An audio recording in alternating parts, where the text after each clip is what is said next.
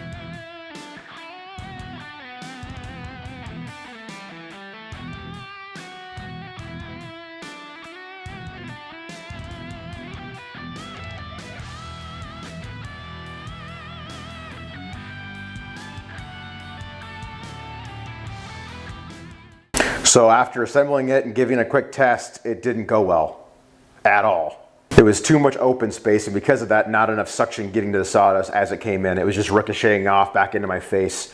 So on to plan B.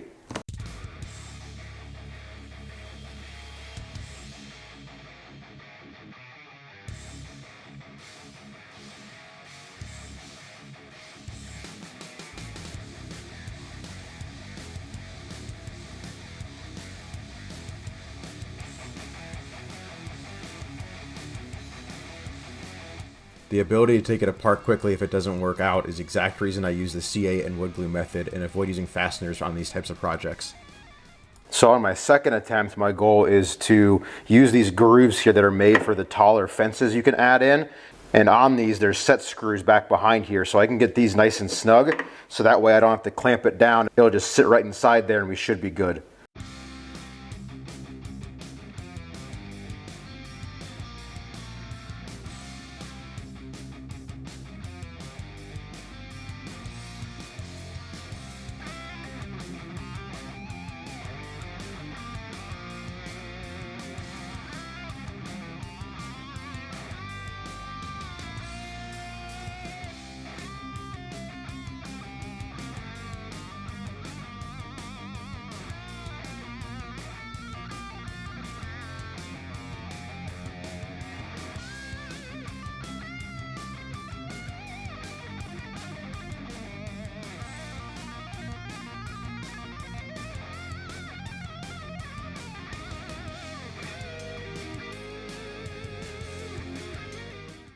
So the top of this needs to be blocked off so that when the sawdust comes in, it stays inside, but that the blade and the dust chute can still travel through it. In order to accomplish this, I'm going to use more brush strips that I brought in the last video. I had a ton left over, so we're going to use this for this project as well. I'll leave a link in the description below if you'd like to use the same one that I use on this project. I'm not fully sure how this is going to interact with the blade, if it's going to cut it up, if it's going to get tangled, if it's just going to brush it aside. I have no idea.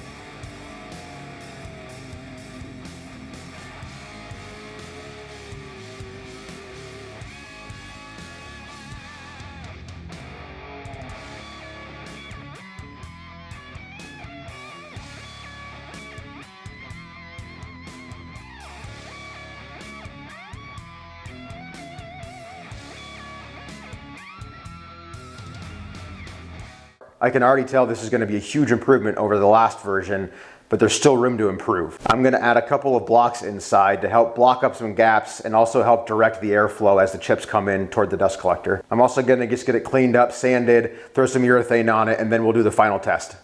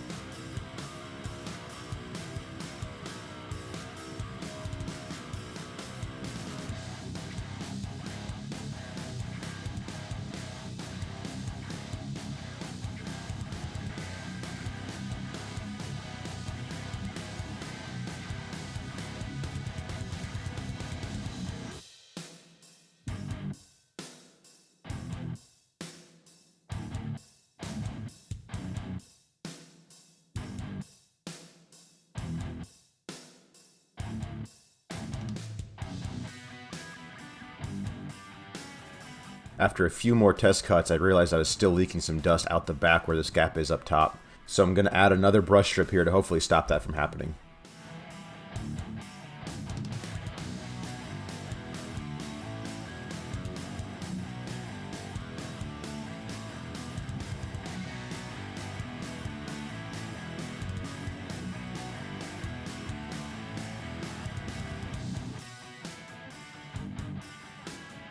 I know some people are going to have concerns about how much of an inconvenience is it to take this in and out of the saw. So I'm going to show you real quick how fast it is to do both those things.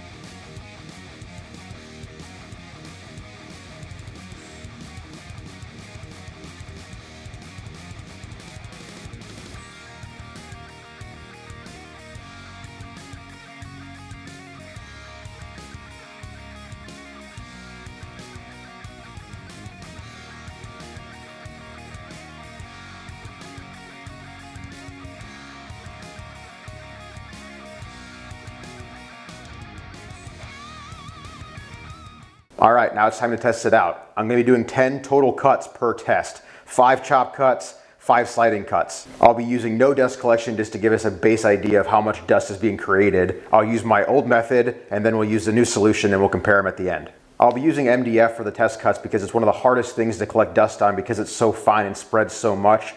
It's also one of the worst things for you to inhale.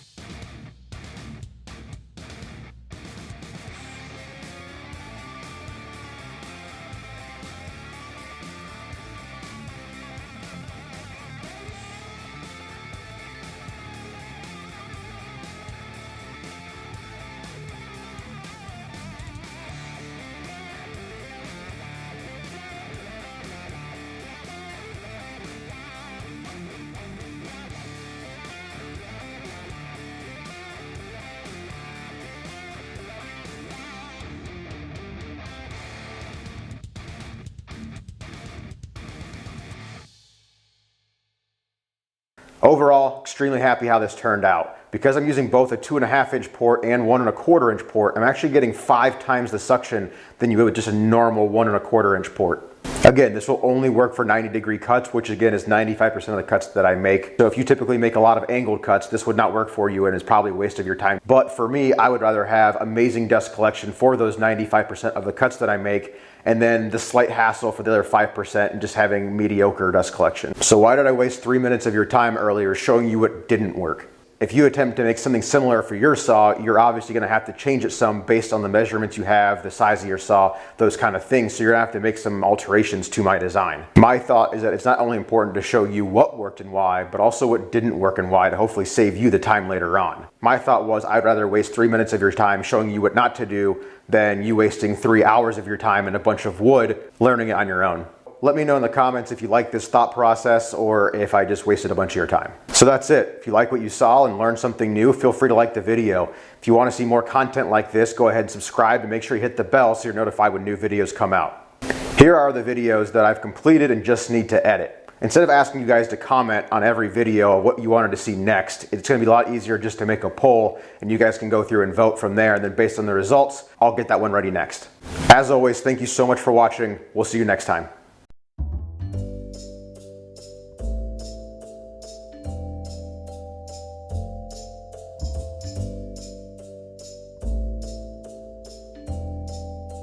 The ability to take it apart quickly if it doesn't work out is the exact reason I use the C8 and wood glue method and avoid using fasteners for these types of projects.